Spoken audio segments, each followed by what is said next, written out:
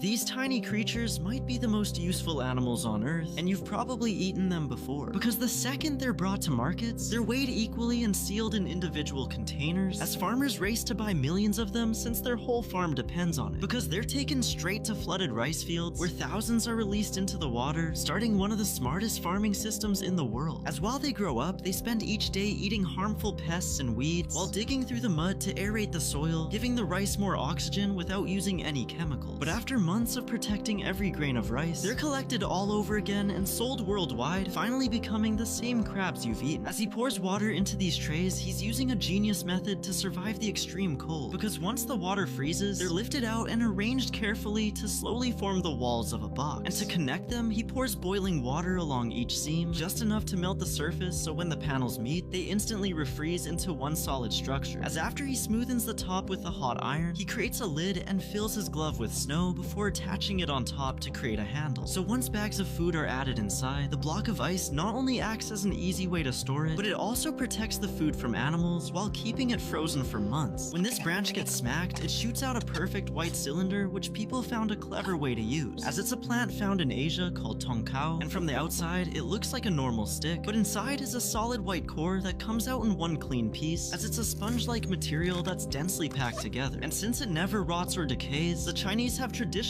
used it for one thing specifically, because after they slide a skewer through the center, they slowly rotate it while carefully slicing it into a thin sheet, as this makes it into a natural form of paper, which they carefully cut into several pieces so they can be painted and arranged to create a realistic flower that lasts forever.